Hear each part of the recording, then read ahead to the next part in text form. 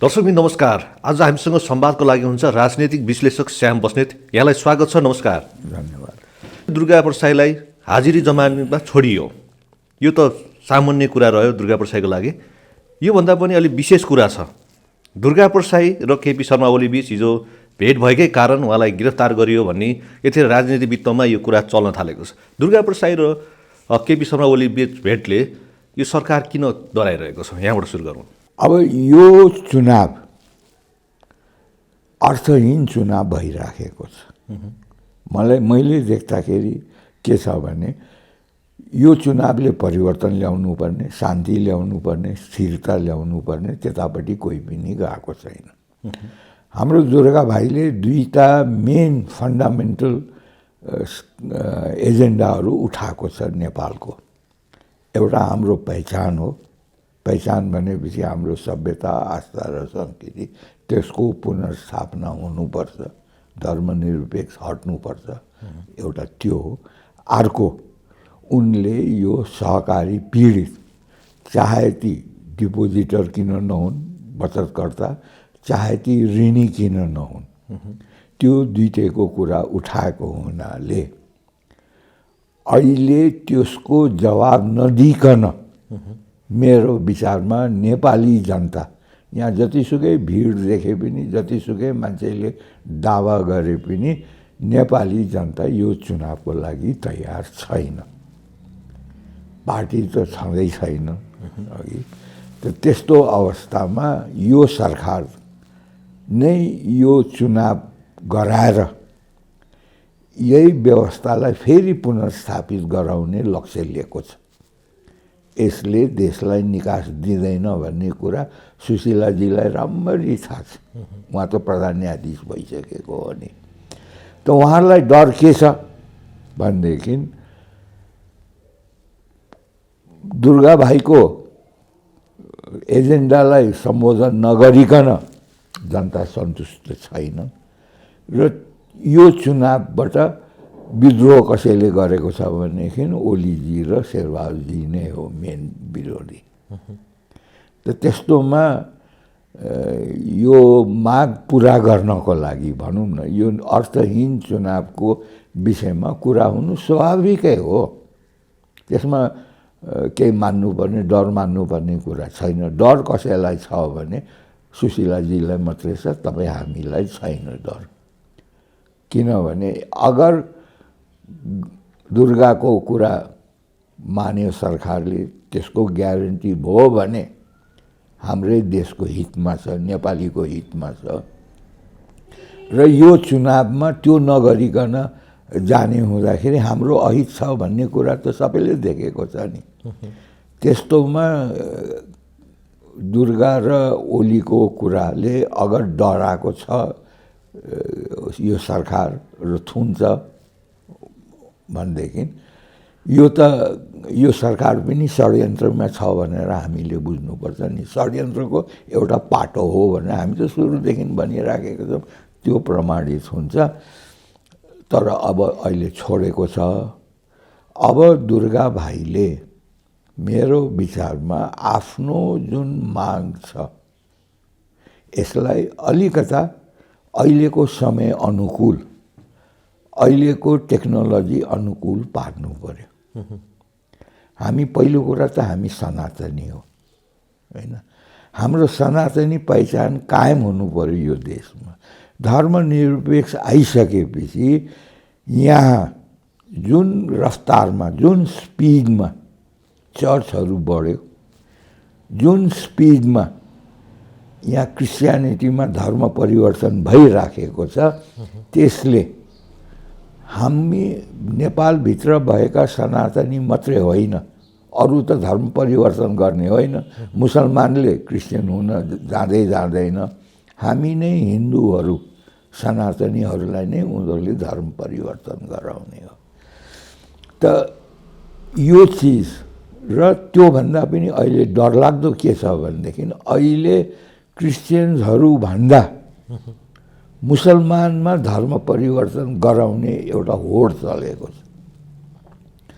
तिनीहरूले के गर्छन् भनेदेखि एउटा आर्थिक लालच दिन्छन्, अरू सुविधाहरूको लालच दिन्छन्, दबाईको लालच दिन्छन्। त्यो त म बचपनदेखि नै मैले देखेर आएको। म त कन्भेन्टमै पढेको मान्छे हुँ होइन। म त 3 वर्षसम्म आफ्नो स्कुलमा हुँदाखेरि डेली हरेक आइतबार हामी च्यापलमा जानुपर्थ्यो। च्यापल भनेको थान हो क्या, यहाँ मन्दिर र थान हुन्छ नि त, गणेश थान भन्छ, शिव थान भन्छ। त्यस्तै एउटा हल हुन्छ स्कुलभित्र, त्यसैलाई च्यापल भन्छ है। हामी त्यो मैले त भोगेर अनुभव गरेर आएको हो कस्तो हुन्छ भन्ने कुरा। र त्यहाँ यिनीहरूले के गर्छ, अहिले मुसलमानहरूले चाहिँ के गरिराखेको छ भन्नुहुन्छ भने, केटाकेटी हाम्रा केटाकेटी जो अलिकता पढ्ने छन्, गरिब छन् तर पढ्नमा ब्रिलियन्ट छन्, उनीहरूलाई कुनै टेक्निकल सब्जेक्ट पढ्नु पर्यो भने, इन्जिनियरिङ पढ्नु पर्यो भने 20-25 लाख लाग्छ। मेडिकल पढ्नु पर्यो भनेदेखि, डक्टर हुनु पर्यो भनेदेखि त 80-90 लाखै लाग्ला। नर्स या अरू कुनै सानो अरू तल्लो तहको चाहिँ मेडिकल प्रोफेसनमा जानु पर्यो भने 15-20 लाख रुपियाँ त लाग्छ नि। त्यो पैसा छैन, तिनीहरूले पढाइदिइराखेका छन् मुसलमानहरूले। त्यसको प्रमाण के हो भन्नुहुन्छ भने, पर्सादेखि बर्दियासम्ममा मात्रै 4000 मदरसा र 400वटा चाहिँ मस्जिदहरू नयाँ खुलेका छन्। अहिले यहाँ 20 लाखभन्दा बेसी बङ्गलादेशीहरू र रोहिङ्ग्याहरू आएर बसेका छ भन्छन्। र तिनीहरू नै कन्ट्याक्ट हो क्या, त्यही मस्जिदबाटै कन्ट्याक्ट हुन्छ।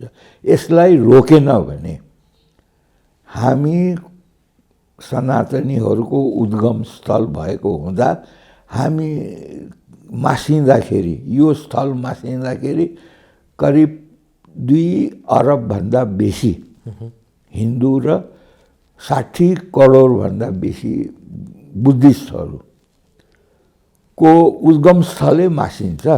हजुर। त्यसकारण मैले के भनेको भनेदेखि, दुर्गाले हिन्दू राष्ट्र होइन, सनातनीको रक्षा गर्नको लागि अपिल गर्नु पर्यो। नेपाली सनातनीहरू त डरले अहिले यो व्यवस्थाले, यी नेताहरूले हामीलाई थिचेर राखेको छ। तर यो 60 करोड बुद्धिस्ट र 2 अरबभन्दा बेसी दुनियाँभरमा भएका सनातनीहरूसँग हामीले सहयोग माग्नु पर्यो। कसको विरुद्ध सहयोग माग्नु पर्यो?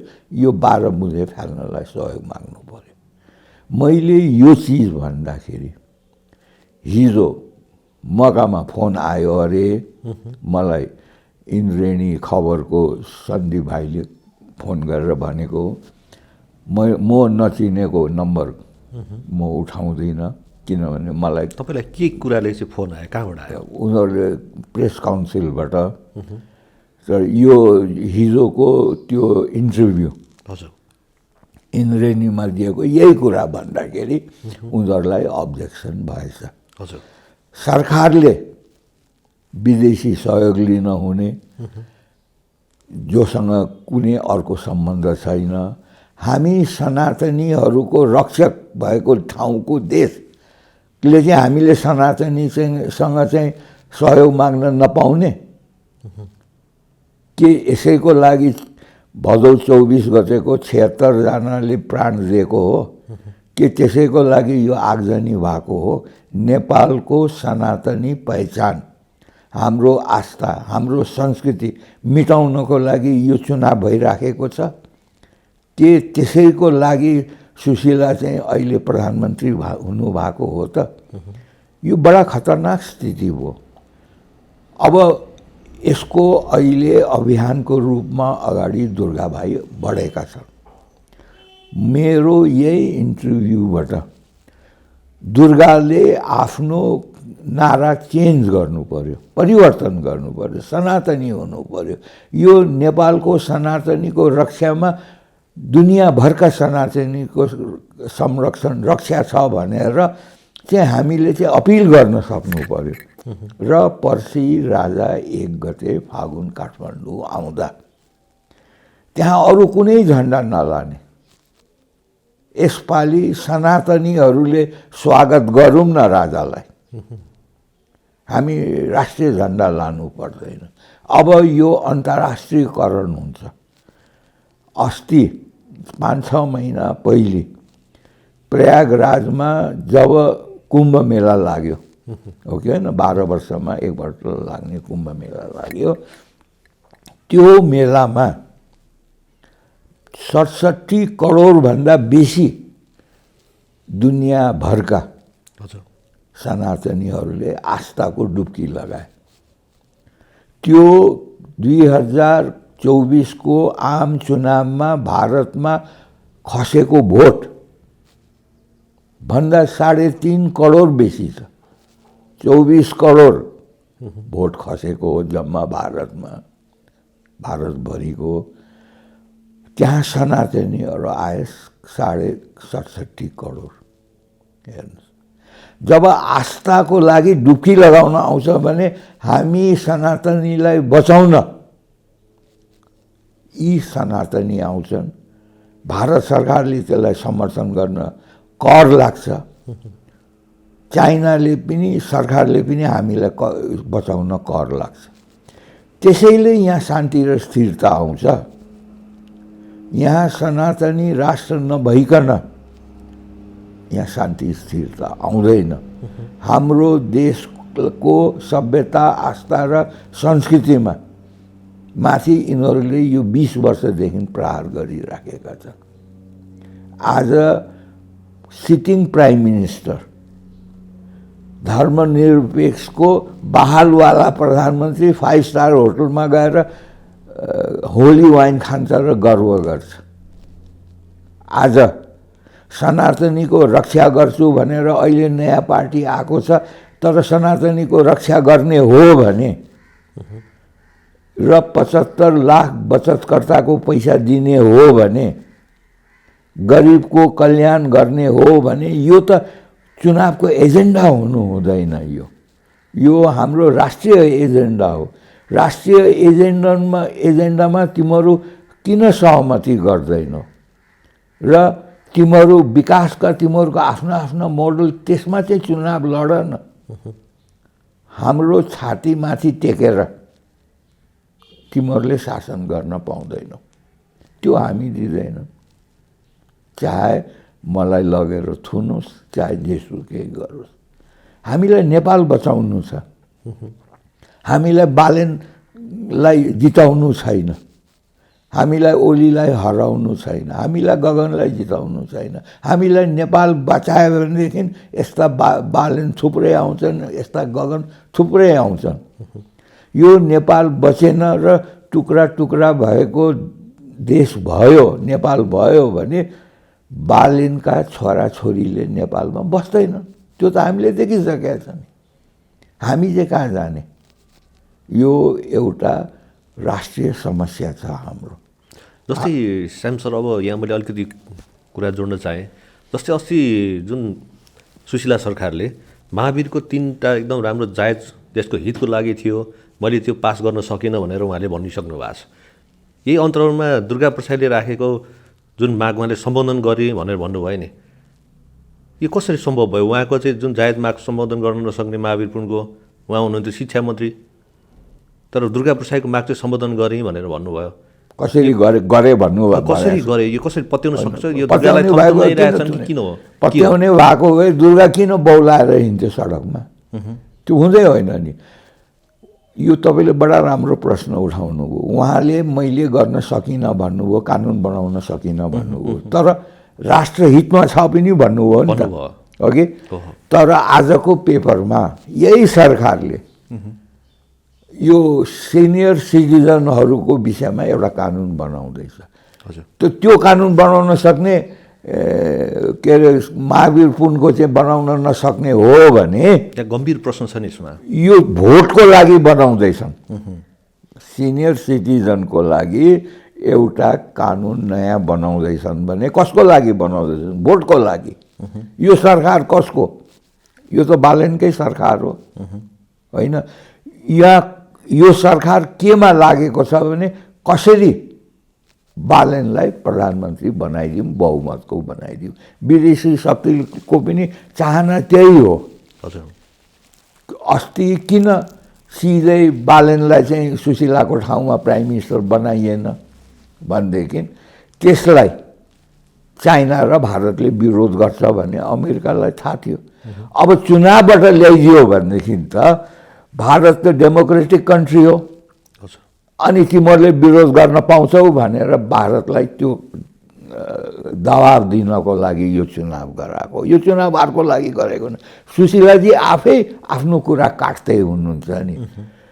राष्ट्रहितको लागि यो चुनाव होइन भन्ने सुशीलाजीकै कुराले कसरी समातिन्छ भने महावीर पुनको राष्ट्रहितमा गर्नै पर्ने चिज चाहिँ मैले गर्न सकिनँ, तर यो सिनियर सिटिजनलाई फाइदा हुने गरिकन कानुन ल्याउँदाखेरि त यो आचार संहिता त यो सरकारलाई लाग्नुपर्ने हो नि त।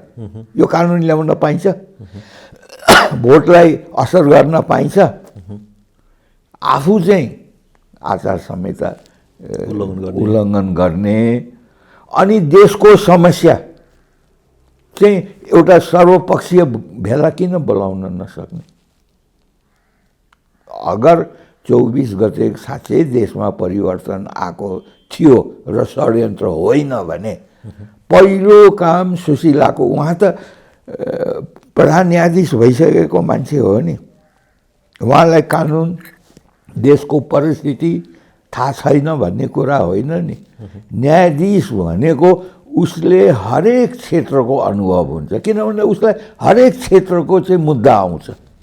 त्यहाँ ज्यानमारा पनि हुन्छ, लेनदेनको पनि हुन्छ, धर्मको पनि हुन्छ, अरू सबै सामाजिक पनि मुद्दा हुन्छन्, होइन, पारिवारिक मुद्दा हुन्छन्। न्यायालय भनेपछि जे पनि मुद्दा हुन्छ नि त, उसलाई त सबै चिजको ज्ञान हुन्छ नि त न्यायाधीशलाई त। यो देशमा शान्ति र स्थिरता चाहिन्छ भनेर त मोदीले जब फोन गरिसकेपछि यहाँ हर हालतमा चाहिन्छ, कुनै हालतमा पनि नेपालमा चाहिँ शान्ति र स्थिरता चाहिन्छ, नभएदेखि यो क्षेत्र नै अशान्त हुन्छ भनेर मोदीले भनेको कुरा त्यो हो नि। अटलको शब्द त्यो हो। त्यसलाई नजरअन्दाज गरेर, त्यसलाई ध्यान नदिएर जानी सुशीलाजीले त्यो सर्वपक्षीय भेला नबोलाएर पहिलो मान्छे सुशीलाजीले शपथ लिइसकेपछि यो 12 बुँदे सरकार हो, 12 बुँदेलाई बलियो बनाउन आएको सरकार हो, यसमा देशको फाइदा छैन, त्यस कारणले जन्म सङ्ग्राम पहिलो माग्ने मान्छे म नै हो मेरो कार्यक्रमबाट। जन्म सङ्ग्रह नभएपछि त्यसपछि ल जन्म सङ्ग्रह तिमीहरूलाई मन्जुर छैन भने कम्तीमा सर्वपक्षीय एउटा भेला गर भनेर मैले भनेको। दुर्गाले त्यही कुरा उठाएको हो नि। आखिर मेरै कुरा उठाउँदाखेरि मैले दुर्गालाई समर्थन नगर्नु भन्ने प्रश्नै छैन नि। यो त राष्ट्रहितको छ नि। अहिले कानुन चाहिँ बनाउने, सर्वपक्षीय भेला किन नबोलाउने? त्यो चिज देशको शान्ति र एउटा निकास स्थिरता खोजेको अगर सुशीलाजीले थियो भने उहाँले यो गर्नुहुन्थ्यो, तर उहाँले गर्नु भएन। यसले के देखाउँछ भने उहाँ सर्टन व्यक्तिलाई, सर्टन पार्टीलाई, सर्टन शक्तिको लागि उहाँ काम गर्दै हुनुहुन्छ भन्ने कुरा त स्पष्ट छ नि। अनि यसको विरोध गर्दाखेरि यो लोकतन्त्र भन्छन्, 17,000 मान्छेको बलिदानबाट आएको भन्छन्, हो कि न? बोल्ने स्वतन्त्रता छ भन्छन्, आफ्नो विचार प्रकट गर्ने स्वतन्त्रता छ भन्छ। हाम्रो विचारले 3 करोड नेपालीलाई फाइदा गरेको छ कि नोक्सान गरेको छ त्यो त दर्शकहरूले आफै अन्दाज गरिहाल्छन् नि। कसैलाई नोक्सान छ, मैले बोल्दा, दुर्गाले बोल्दा, अझ दुर्गा त अलिकति पोलिटिकल कुरा पनि गर्छन्, म त विश्लेषण गर्छु। यो चिज हुन्छ। मैले भारतबाट, हामीले यहाँबाट गुहार माग्यौँ भने भारतबाट मात्रै होइन, भारतबाट त तपाईँको बोर्डर टाँसिएको छ, 10 गज भनेको 30 फिट हो, पार आउँछ, पारिबाट आइहाल्छ।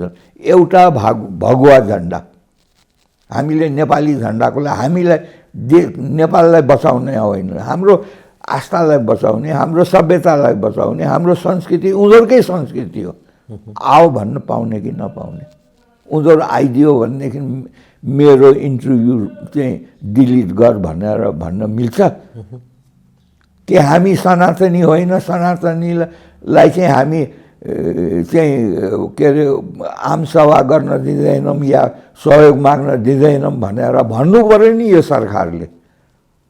अनि के अरे के काउन्सिल अरे प्रेस काउन्सिलबाट मलाई फोन गराउने, हिम्मत छ भने थुन्नु नि, थुन्नु। मैले राष्ट्र विरोधी कुरा गरेको छु भने 75 लाखको पैसाको ग्यारेन्टी नभइकन जानु हुँदैन, यही व्यवस्थाले खाएको छ। अनि यही व्यवस्थालाई हामीले भोट दिएर त्यो 75 लाखको पैसा पचाउन दिने, त्यो 75 लाखको कुरा गर्दाखेरि एकजना उसमाथिको आश्रित छ भने 1.5 करोड भयो, ती सबै भोटर। तपाईँको 1,97,00,000 भोटर छ, 1.5 करोड भोटरको त तपाईँले पैसा खाइदिएको छ, 3 करोड नेपालीको तपाईँले आस्था खाइदिएको छ। अनि तपाईँ हाम्रो चाहिँ रक्षा गर्छु भनेर तपाईँका पार्टीका मान्छेहरू कराएर हामी पत्याउँछौँ। अगर गर्ने हो भनेदेखि एउटा सर्वपक्षीय भेला गर, हाम्रो रक्षा गर्ने एउटा कानुन बनाऊ, सहमति गराऊ, अनि 21 गतेको चुनावमा एउटा ब्यालेट थप। तिमीहरूले गरेको सहमति सर्वपक्षीय सहमति भनेको छु। गगनले अहिले सर्वदलीय भनेको छ अरे, यी दल मात्रै नेपाली हुन्, जम्मा यिनीहरूको कार्यकर्ता, रेजिस्टर्ड कार्यकर्ता। यिनीहरू कङ्ग्रेस क्रियाशील भन्छ, अब अहिले त 10 लाख भन्छ, यिनीहरूको 7 लाख 8 लाख होला, 4-5 लाख एमालेको होला, मधेसीको त्यस्तै होला, गरिदिँदाखेरि जम्मा 25 लाख होला नि यिनीहरू क्रियाशील है, रेजिस्टर्ड। अनि 2.25 लाख हामी जनता चाहिँ के तिमीहरूको मात्रै देश हो, कार्यकर्ता पार्टीको मात्रै देश हो, हामी सनातनीको देश होइन। हामी यो सनातनी देश नभए तिमीहरूको पार्टी खुल्थ्यो कसरी, तिमीहरू नेता हुन्थ्यौ कसरी? तिम्रा बाउ आमाले चाहिँ हाम्रो सभ्यता आस्था र संस्कृतिको आधारले तिमीहरूलाई यहाँ पुर्याएको, तिमीहरूले बिर्स्यौ, हाम्रो देश तोड्दैछौ, त्यस कारणले हामीले बोलेको हो नि त। म त चुनाव लडेको छैन, म त यो 12 बुँदैमा भोट म हाल्दिनँ, म अरूलाई नहाल भन्ने मेरो अधिकार होइन, तर हाल्दाखेरि तिमीहरूले केही पाउँदैनौ त्यो चाहिँ भन्ने अधिकार मेरो छ। 35%ले भोट हाल्दैन, जम्मा 65% भोट हाल्छ। अनि 35%ले भोट नहाल्नेलाई चाहिँ के सुशीला कार्कीको सरकारले थुन्दैन, तागत छ। अनि यस्तो बाइफाले कुरा अहिलेको जमानामा, यो 21वां सदी हो, एकैछिन कुरा भाइरल हुन्छ। आज यिनीहरूको जुन तामझाम देखिराखेको छ, यो तामझाम जसरी क्रिएट भएको छ, भोलि एकैछिनमा यो सिद्धिन्छ। हामी यहाँ हाम्रो सनातनी सभ्यता आस्था र संस्कृतिको जगेर्नको लागि गुहार मागौँ त मोदीलाई बोल्न कर लाग्छ। जुन मोदी सरकारले 5-6 जना हिन्दू बङ्गलादेशमा मारिँदाखेरि को हत्या हुँदाखेरि त्यहाँको प्रधान सेनापतिले तिमीहरू रोक्दैनौ भने हामी लडाइँ गर्छौँ, तिमीहरूकामा पस्छौँ भनेर भनेपछि रोक्यो नि। मोदीलाई भन्न कर लाग्छ। मोदीले भन्दैन भनेदेखि उसले पनि सनातनीको नाम लिन छोड्नु पर्यो नि। हामी यहीँबाट च्यालेन्ज गर्छौँ मोदीलाई, तर यहाँ उठ्नु त पर्यो। त्यसैले मैले दुर्गालाई चाहिँ के धन्यवाद दिन्छु भने उनले हिम्मत गरेर उनी लाई रोक्न जति प्रयास गरे पनि अगाडि बढेका छन्। तर यसलाई अलिकता सभ्य बनाऊ र सबैको चित्त बुझ्ने किसिमले अगाडि बढाउँ। तपाईलाई पनि दुर्गा भाइलाई पनि मान्छेहरूले एउटा बेग्लै क्याटेगोरीमा राखेर बदनाम गर्न खोजेका छन्। त्यसमा दुर्गाको आफ्नै बोलीको पनि दोष छ होइन। उनले म भन्न छोड्नु, म आयो भने गरिदिन्छु भन्ने होइन।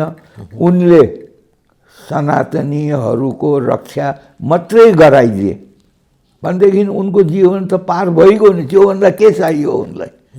त्यो प्राइम मिनिस्टर भन्दा ठुलो हो। त्यो त 3.25 अरबले मान्ने हो। यहाँ त कसले मान्छ दुर्गालाई? त्यो चिज विचार गर्नु। पर्सि राजा 1 गते आउँदाखेरि मेरो सल्लाह दुर्गाले राजालाई भेट्नु या कसरी हुन्छ सम्पर्कमा बस्नु र यो प्रजातन्त्र पार्टीले आफ्नो झन्डा नराख्नु। हामीलाई राष्ट्र संस्था चाहिन्छ भने हाम्रो सभ्यता संस्कृति र आस्थाको गार्जियनको रूपमा चाहिन्छ। हामीलाई शासक राजा चाहिएको होइन। त्यसको गार्जियनको रूपमा अगर राष्ट्रिय प्रजातन्त्र पार्टीले स्वागत गर्यो र आफ्नो झन्डा नराखेर चाहिँ भगवा झन्डा लिएर सनातनीको रक्षाको लागि राजालाई आह्वान गर्नु। त्यसपछि राजालाई पनि बोल्न कर लाग्छ। किन मन्दिर मन्दिर कुद्छन् राजा? मन्दिर मन्दिर कुदेर सनातनीको रक्षा हुँदैन भन्ने कुरा त अहिले हामी त्यही चिज उनकै नकल अहिले रविले गर्दैछन्, उनकै नकल अहिले गगनले गर्दैछन्, उनकै नकल बालेनले गर्दैछन्, उनकै नकल हिजो मात्रै मैले सुनेको हेर्नुहोस् है ओलीजीले। हामी सनातनी हो। सनातनी र हिन्दू भन्ने फरक हो। म पनि मान्छु। तर हिन्दू जति सबै सनातनी हो त्यो पनि बुझ्नु ओलीले। त्यही सभ्यताबाट जन्मिएको हो। बुद्धिस्टहरू पनि सनातनी हुन् हाम्रा यो क्षेत्रका चाहिँ हेर्नुहोस्। अनि तपाईँ सनातनी र आस्थालाई के अरे छुट्याउन सक्नुहुन्छ? सभ्यताबाट धर्म जन्मिन्छ। त्यो समाजलाई कन्ट्रोल गर्नको लागि, समाजलाई डिसिप्लिन राख्नको लागि त्यो धर्मको उत्थान भएको हो। जस्तै अब स्यामसङ अर्को प्रश्न, जस्तै हिजो मात्रै रवि लामिछाने चितवन पुगेर अब सुकुम्बासीहरू भोट ब्याङ्क हुँदैनन्, अब समाप्त हुन्छ यो भनेर भन्नुभयो। अनि बालेन फेरि वा झापा पुगेर फेरि त्यस्तै भनिराख्नु भएको छ। यो रासोपाले खास किन यो सुकुम्बासीको एजेन्डा जस्तै पुरानोले जस्तै अघि सारिरहेका छन्? यसलाई प्रश्न पारिदिनुहोस् न। हेर्नुहोस्, यी रवि र बालेन मात्रै होइन, गगनहरू भन्दा पनि सुकुम्बासीको कुरा उठेको राजा महेन्द्रको पालादेखि हो। हजुर, सरकारले जग्गा दिन थालेको लालपुजा नभएदेखि हाम्रा बाउबाजेको पालामा चाहिँ तपाईँले जग्गा किन्नै पर्दैन थियो। जहाँ गयो फाँड्यो, रुख काटेर ल्याएर घर बनाउने त्यस्तो जमाना थियो। जब यहाँ नापी सुरु भयो त्यसपछि गएर जङ्गल छुट्याइयो, सार्वजनिक जग्गा छुट्याइयो, अनि लालपुजा बाँड्न थालियो। नभएदेखि त्यस बेलामा कस्तो हुन्थ्यो भने जिम्दार हुन्थ्यो, त्यसको पटवारी हुन्थ्यो होइन। त्यहाँ गएर तपाईँले दर्ता गरेर खुवा तिर्नु पर्थ्यो। मतलब मालपोत, अहिलेको मालपोत त्यस बेलाको खुवा तिर्नु पर्थ्यो। म त्यो जमानाको मान्छे हो अघि। यो चिज यिनीहरू भोट माग्नको लागि सुकुम्बासीलाई यिनीहरूले यो गरेको हो। यो चिज पञ्चायत टाइमदेखि अहिलेसम्म चलेर आएको छ। सिस्टमेटिक तरिकाले चाहिँ सुकुम्बासीहरूको बसोबास गर्नुपर्छ। जङ्गल फाँडेर नै पनि जङ्गल फाँडेर नै हो। नेपाल अधिकांश जङ्गल फाँडेर नै बनेको हो। हेर्नुहोस्, म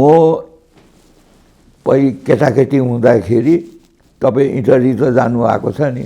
इटरीको हडगडा जहाँ अहिले आर्मीको ब्यारेक छ, त्यहाँदेखि धरानको भोटे पुलसम्म जङ्गल थियो।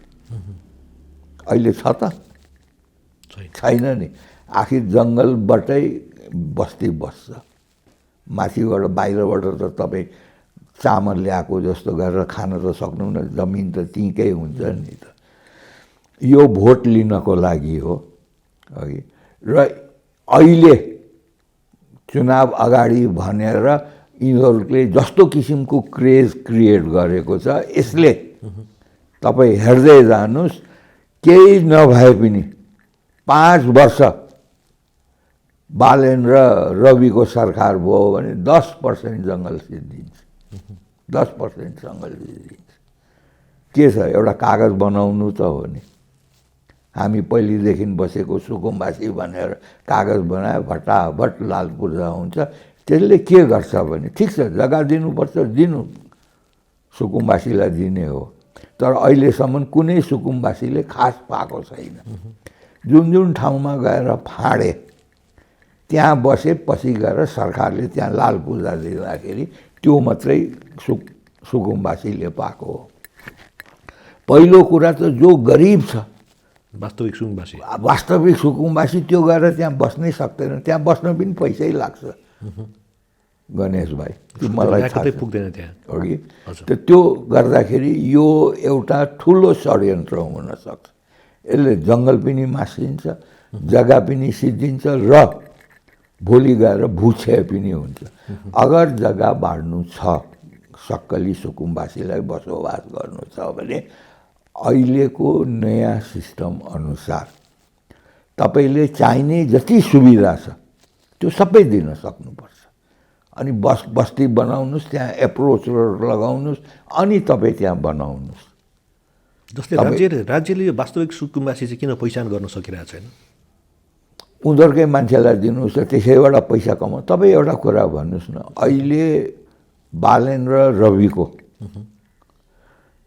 बिना पैसै यो क्याम्पेन चलिराखेको छ त। तपाईँ त क्यामेरा बोकेर हिँड्नुहुन्छ नि, तपाईँलाई सित्तैमा चिया कसैले खुवाउँछ? यत्रो भिड लिएर हिँडेका छन्, यत्रो काफिला लिएर हिँडेका छन्, यत्रो प्रचार गरिराखेका छन्, के पैसा चाहिँ कहाँबाट आउँछ? पैसा कहाँबाट आउँछ? ठिक छ चन्दा दिएका छन्। एउटा गाडीको केस त भइसक्यो बालेनको, 8 करोड गाडी होइन? अब त्यसको विषयमा उनीहरूले दिएको स्पष्टीकरण हेर्नुहोस् त, हाँस मर्दो, लाजै मर्दो। अहिलेको जमानामा तपाईँहरू नै भन्दै हुनुहुन्छ भोट माग्ने बेलामा हामीलाई भोट देऊ, तिमीहरूलाई यो दिन्छु भन्दैछ। त तपाईँहरूलाई दिने पैसाको पनि त मागेको होला नि। तपाईँहरू पनि सौदा गर्दै हुनुहुन्छ। तपाईँहरूले जनताको लागि भोट मागेको होइन। जनतासँग भोट मागेर यो दिन्छु भन्दै हुनुहुन्छ। तपाईँहरू व्यापारी हो, तपाईँहरू नेता होइन नि त। तपाईँहरूले एउटा चिज चाहिँ के याद गर्नु, सबै उम्मेदवारले, यसपालिको जनताले आफूमाथि शासन गर्न होइन, आफ्नो लागि शासन गर्नलाई भोट हाल्छ। आफूमाथि शासन त अहिले 36 वर्ष गरिसक्यौ तिमीहरूले, त्यसैले त भदौ 24 गते आउनु पर्यो। अनि फेरि तिमीहरूको लागि भोट दिएर आफूमाथि शासित हुनको लागि कसैले पनि भोट दिँदैन। सबैलाई तपाईँहरू जस्ता भाइहरूले, बहिनीहरूले, तपाईँहरूले के गरिदिएको छ भने, जे दोष छ यो व्यवस्थामा छ, यो व्यवस्थाको कवच ओढेर यी नेताले गरेका छन्। यो स्पष्ट छ। त्यस कारणले बालेनले के बोल्छ, के अरे रविले के बोल्छ, अर्कोले के बोल्छ, म त्यसलाई किन वास्ता दिन्न भने म विश्वस्त छु कि जनताले बुझिसकेका छन्। उनीहरू तमासा हेर्न आउँछन्। यो देश यस्तो हो। अहिले तपाईँले एउटा बाँदर र एउटा डमरू लिएर यहाँ सडकमा बस्नुहोस्, मैदानमा बस्नुहोस्, त्यहीँ भिड आउँछ। अहिले बालेनले हात हल्लाएर हिँडेका छन्, होइन? यो बालेन भन्ने चिज कस्तो रहेछ भनेर हेर्न आएका हुन् मान्छे। के रविले नचाहेको बाँदर भनेर त्यही त हो नि। त्यो मात्रै होइन, यो कुरा मैले राजा ज्ञानेन्द्रले शासन लिएपछि उहाँको प्रमुख स्वकीय सचिव कसैलाई छ भने गएर सोधे हुन्छ, मेरो कुरा विश्वास लाग्दैन। पशुपति भक्त महर्जनजीलाई मैले यही शब्द भनेको थिएँ, यो राजाको पछाडि भिड गएको यो समर्थन नसम्झिनु। टुँडी खेलमा एउटा बाँदर र डमरू लिएर बस्यो भने टुँडी खेलको वरिपरि मान्छे जम्मा हुन्छन्, त्यो हुने खाने मान्छे पनि उभिएर हेर्छ। त राजा पो त सिङ छ कि जुरो छ कि कसरी हिँड्छ, कस्तो राजा भनेर हेर्न मान्छे आउँछ। त्यो भोट होइन, त्यो राजालाई भनिदिनु भनेर भन्ने मान्छे म हुँ, हेर्नु है। त जनताले के बुझेको छ भने, हाम्रो 75 लाख जनताले के बुझेको छ भने हाम्रो पैसा यिनीहरूले खाइदिएको छ। ती बाउआमाले पनि ती छोराछोरी पनि जो यहाँ त्यहाँबाट फोन गर्छन् घन्टी बजाउनु भनेर फोन गर्छन्, एउटा बुझ्नु यस्तै घन्टी बजाउनेले त्यतिखेर थिएनन् होला, तर यस्तै घन्टी बजाउनेले शासन गरेको हुनाले तिमीहरू त्यहाँ बसेको हो। तिमीहरूका बाउआमालाई तिमीहरूले नहप्काओ, नदब्काओ, नफकाओ, किनभने त्यो ऋण गरेर तिमीहरूले बाउआमाले त्यहाँ पठाएको हो। तिमीहरूले त्यहाँ पठाएको पैसा बाउआमाले सहकारीमा राखेको त्यही पैसा खाइदिएको हो। तिमीहरूकै पैसा खाने यो व्यवस्थामा तिमीहरू भोट हाल्न भनेर किन बाउआमालाई चाहिँ त्यहाँबाट चाहिँ प्रभावित गर्छौ? तिमीहरूका बाउआमालाई यही क्यामेराले बुझाइदिएको छ, उनीहरूलाई राम्ररी थाहा छ यो 1 वर्षभित्रमा कसले पैसा खायो, कसरी खायो, के गर्दा खाँदा रहेछन्, किन बाँच्दा रहेछन्, हामी चाहिँ मर्दा रहेछौँ भन्ने कुरा यही व्यवस्था, यही संविधानले को कारण हो भनेर आफै त्यसको पीडित छन् नि। त रवि त आफै भन्छन् मलाई चाहिँ समात्ने, आफ्नालाई चाहिँ नसमात्ने भनेको छ नि त, हो कि होइन? उनी पीडित छन् अनि जनताले चाहिँ बुझेको छैन होला। जसको पैसा खाएको छ त्यो त बिचारा भौतारिएर हिँडेको छ। हाम्रा कुरा सुनेर अलिकता उनीहरूलाई अलिकता हौसला आएको छ। दुर्गाले को अभियानले उनीहरूलाई हिम्मत आएको छ। नभएदेखि कति दबाई गर्न नसकेर, औषधि गर्न नसकेर मरेका छन्, कति झुन्डेर मरेका छन् दुर्गाकै भनाइले। त्यसकारण यसपालि पहिले आफ्नो सभ्यता, संस्कृति र आस्थालाई बचाउँ, त्यसले शान्ति स्थिरता लिएर आउँछ। शान्ति र स्थिरता लिएर आइसकेपछि यी भ्रष्टाचारीहरूलाई हामीलाई भगाउन सजिलो पर्छ। त्यो गर्यो भने अबको मौका 21 गते भन्दा पहिले 1 गते आउँदैछ। राजाको स्वागत गर्न जाँदाखेरि राजाको पनि आँखा खोलिदिउँ कि पहिले हाम्रो सभ्यता, आस्था र संस्कृति बचाऊ, त्यसपछि अनि हामीलाई चाहियो भने गार्जेन भएर बस, हामी भनिहाल्छौँ नि। त्यसको लागि राजाले हिम्मत गर्नु पर्यो। उनले सनातनी राष्ट्र बचाउनको लागि दुनियाँभरको सनातनीलाई अपिल गरिदिउँ त, त्यसपछि के हुन्छ नेपाल हेरौँ। यति भन्दै सिद्ध्याउँ। धन्यवाद। नमस्कार।